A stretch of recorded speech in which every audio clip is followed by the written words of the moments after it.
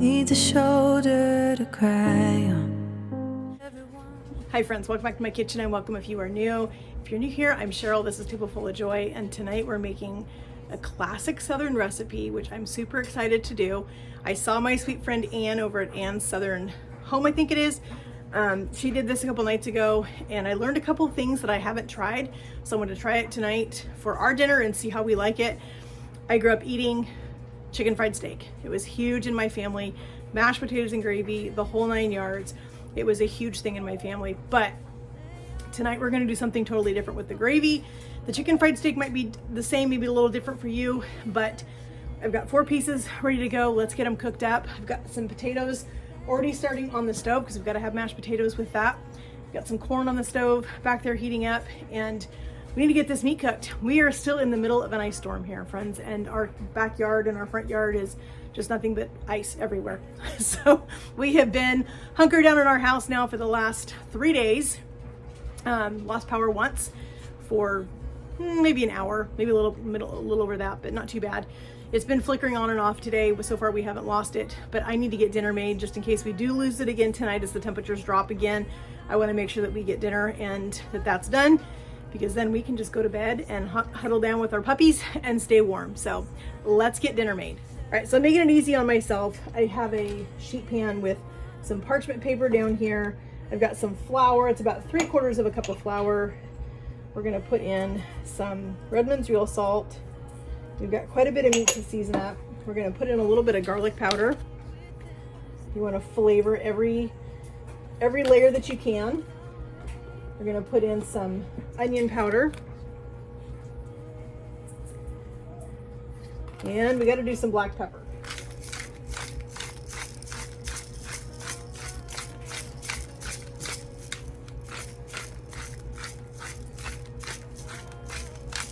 That should be good for now.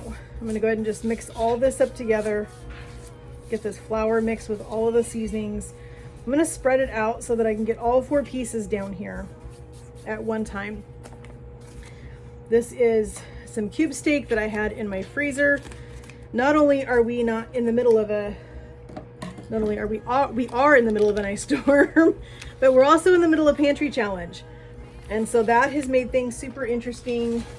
I'm glad that pantry challenge happened when it did and that we are prepared, because I have a fairly stocked fridge, freezer, pantry, all the things, and we are just being as creative as we possibly can with our meals and what can we fix, how can we not have to get out on the road, because they are really asking people to stay home, and so we are trying to abide by that. So we're just going to get our steak coated. We want to get down in these crevices too, because if you don't get in the crevices of the meat, you just lose a lot of that crispiness. So we want to make sure we get all of this coated really well with our flour. I know there are lots of different ways to do chicken fried steak. A lot of people will, they dip it in egg and then they dip it in crackers and they do the whole 9 yards. And friends, I was raised just seasoned flour is all you need to make super good chicken fried steak, and that's the way we're gonna do it, the way I was raised doing it. Like I said, there's a couple things I'm gonna try tonight that are new that I saw Ann do. I will leave a link in the description box for you guys for her channel and how she did it, so you can check her out. She is the sweetest lady, and I really have appreciated getting a chance to know her over the last year that I've been on YouTube. So it's been super fun getting to watch her channel and what she's doing. All right, so you're gonna kind of bend these a little bit so we can get flour packed down in those cracks. We're gonna get some oil heating up in our pan over on the stove. I like to do these a couple minutes ahead of time, because the longer you can let the flour sit on these, it starts to draw the moisture out of the meat, and that's what makes a really, really pretty crust on these. So we're gonna let these sit here and just rest while we get our oil hot. Just a little bit of butter in this pan with our oil. That kind of helps with the browning of your cube steak. And then we're gonna put our oil in here. You wanna make sure you have enough oil that it's gonna fry and not steam. Nobody wants steamed cube steak. So let's get our burner on, get this oil hot, and we're gonna get this steak fried up. All right, our oil and butter mixture has started to kind of bubble a little bit. Let's go ahead and get our cube steaks in the pan.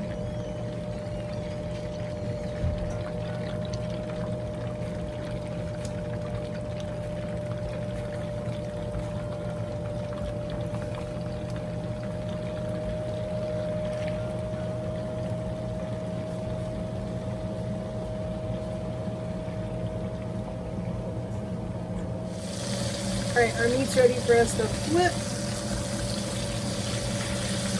We're getting some nice color. That's what you want. We've got good color on that one side. We're gonna let it go for about probably 4 or 5 minutes on this other side, and we'll be ready to make some gravy. All right, friends, this steak is perfect. We're gonna pull this off, put it on a plate. We're going to drain off a little bit of this grease because I don't need all of this. I'm not going to make that much gravy. I mean, I want gravy, but I don't need a gallon of gravy, and that's what this amount of grease right here would make be a gallon of gravy, and I don't need that. So we are going to set our meat aside. We're going to go drain our pan, and we'll come back and make some gravy. Grease right here, and you want to leave all of this brown in here because that is flavor. So we've got our flour. We're gonna go ahead and start making our roux. And part of what I'm doing different this time than I've ever done before making gravy, and I've been making gravy since I was like 8 years old, is Anne uses water for part of it, and then she finishes it with either milk or evaporated milk. I have never tried it with evaporated milk before, ever. And we're in Pantry Challenge. I have some in my pantry. So I'm going to use that so that I can conserve my milk because I'm running low. And even though I gave myself a certain amount of money or a certain amount of leeway to go to the grocery store and get things, I can't get to the store right now because we are in the middle of an ice storm. So I have to use what I have on hand. So I'm going to use some water, and we'll finish it with our evaporated milk. Let your roux, which is what we have right here, you want to let this really kind of cook and develop a fawn. You want this to really have some good color to it. That's what's going to give you some really good tasty gravy, is to get that flour flavor cooked out of it. All right, we're going to add some water to this.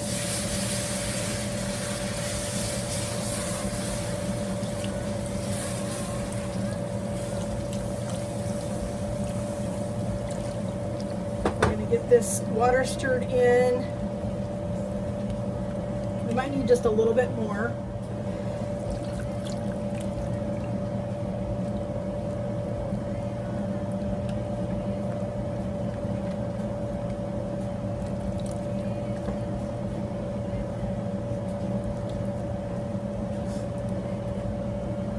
I'm curious to try this because it sounds interesting. Like I said, I've never done this before with water. So I'm excited to try this and see how this works because there are times that I have evaporated milk on my pantry shelf and I don't have milk. And if I want to make gravy, I want to have another option. So let's go ahead and put on our evaporated milk. It's looking like gravy, friends. And I don't know why it would change the flavor very much putting the evaporated milk in it, because evaporated milk is just milk. But I might have to open a second can, possibly. But let's get our seasoning in it first. So we've got to have lots of black pepper. Of course, my husband will put more on his, but I do like pepper in gravy. That is one thing that you have to have, is a lot of gravy, or a lot of pepper in your gravy. Let's get that stirred around. We're going to add in some salt, and we're using our Redmond's real salt. But I'm telling you, friends, this looks really good. This looks like gravy to me.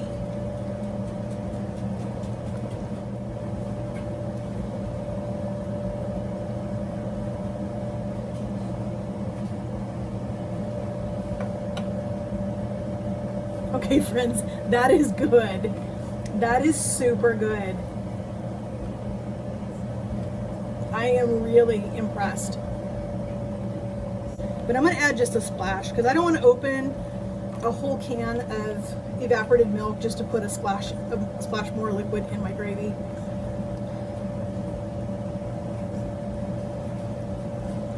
And I'm actually debating on not even mashing my potatoes tonight. We sometimes like to have them just boiled potatoes and then mash them with a fork and put the gravy over it. That's going to save my dairy. So I may end up just doing that and not mashing those. Chicken fried steak is ready. We're going to load up the rest of our dinner, make our plates, and we're going to go sit down and get my husband some potatoes. We are going to just go kind of old school with the potatoes tonight and not mash them. As I said, we are in pantry challenge and I'm trying to conserve my dairy as much as I possibly can. So when I do this, I just take a fork, just kind of mash them just a little bit, just give them just a little push, breaks them up just a little bit. He's got his potatoes, he's got his steak, give him some corn. Hubby loves corn, just so you all know.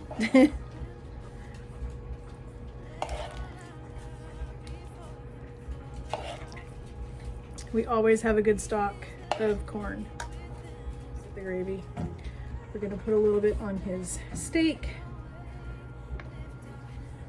Put some on his potatoes. Looks like we will still have some gravy left over for maybe some biscuits. I made some sourdough discard biscuits today, and we might have a little bit of this gravy with those tomorrow with some eggs. There we go, friends. That is a meal fit for somebody that is stuck in an ice storm. So we're excited to go eat this. Good morning. So we are using up some things that we had left from not last night's dinner, but the night before, plus a couple things that we had left over from some other things that we have made. We have some leftover gravy from our chicken fried steak a couple nights ago. We have some leftover potatoes. We made egg bites for another video. These are the spicy ones for my husband. And then we have 3 biscuits left from the sourdough discard biscuits that we made. So we're gonna put all this stuff together this morning and we're gonna make some breakfast because we are still under ice. It's thawing, thankfully, but we did lose power again last night. Not sure if it's gonna happen again at some point today as they're trying to fix power lines around here. We've got a lot of trees falling around us, and so not sure what's going to happen today, but we're going to get some things used up out of our fridge that we have left over. And so let's get some breakfast made, let's get the hubs fed and get on with our day. We're going to get our gravy started in this pot right here. Get a whisk out. I'm just going to drop that right in our pot. We're going to put a little bit of half and half in here just to kind of thin it out a little bit.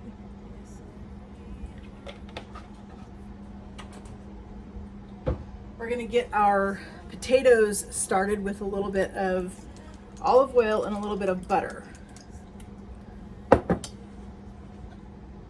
I'm going to put in about a tablespoon of butter.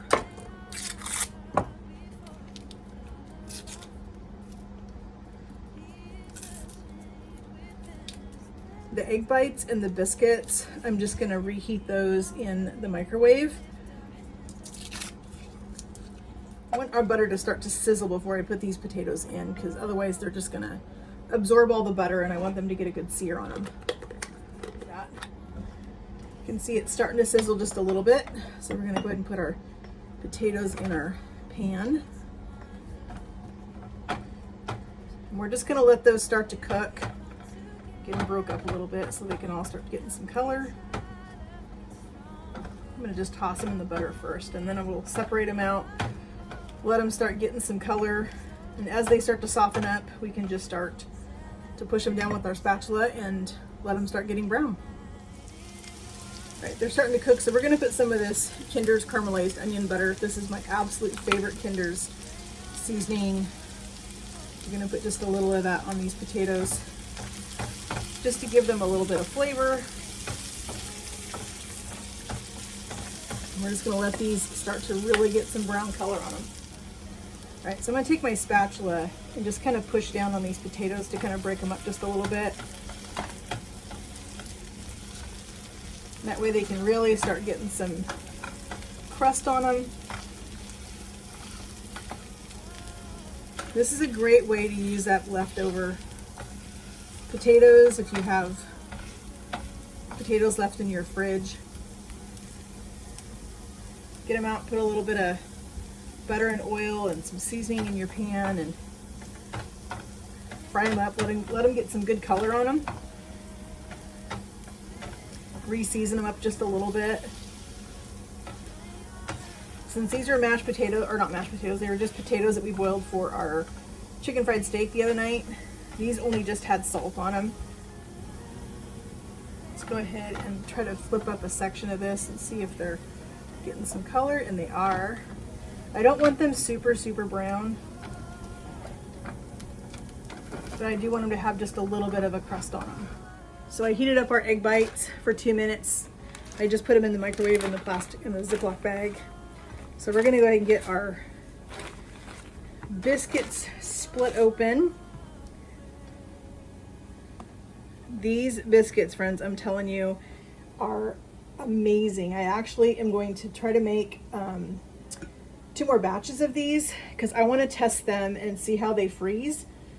So I'm going to do 2 batches of these biscuits, and I'm going to bake 1 batch and freeze them baked, and I'm going to freeze the second batch, just flash freeze them raw so that I can thaw them and cook them as I need to, just to see how each one of those reheats. I think it'll be super interesting to see how that works. All right, so we've got our egg bites.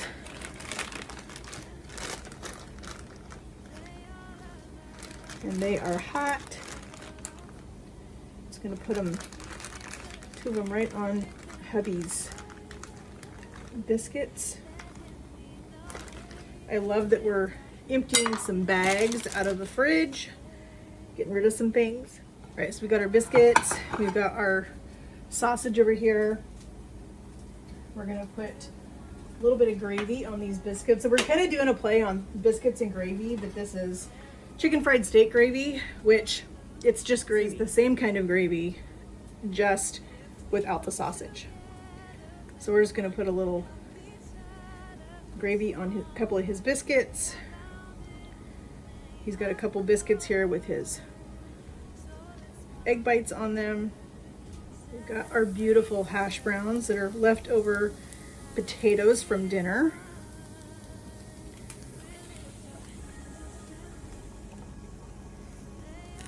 This looks like a really hearty breakfast to me, and what I love is that everything that's on this plate right here is all leftovers. This is hubby's plate, his egg bites, his hash browns, his biscuits with the gravy on it. This is gonna be amazing. I'm excited to go eat this. We are praying we don't lose power again today, but if we do, it's gonna be all right. We're gonna be fine. We're gonna find some fun things to still be able to make. Maybe we'll dig out our camp stove, who knows, but we'll see what happens. But anyway, friends, this is breakfast this morning. He's gonna have everything leftovers. Go check out your refrigerator, your freezer, your pantry, see what you've got. Challenge yourself to look and see what you have in there. What can you use? What's been in there for a while and probably should be used before it goes bad. That's what we're doing through this pantry challenge. I want to thank you guys so much for joining me in my kitchen, joining me as we go along this pantry challenge journey together. Your love and your support over this last year, almost a little over a year since we've been on YouTube, it just means so much to me and my husband. We're so excited to continue this journey. We are so close now, friends. We've been watching our subscribers rise every single day. We're at 980 right now, so close to that 1,000, so close to giving away a set of those pots and pans to 1 lucky subscriber. So friends, keep sharing my channel with your friends and family. keep putting my videos out there for people to see, sharing it with everybody that you know. And friends, we will talk to you guys in the comments. If you're using some leftovers, let me know what you guys are making in the comments. I would love to hear what you're doing with your stuff. And we'll talk to you in the comments, friends, and God bless. Everyone needs a shoulder to cry on. Everyone needs a helping hand. Everyone needs someone to rely on. Yes, every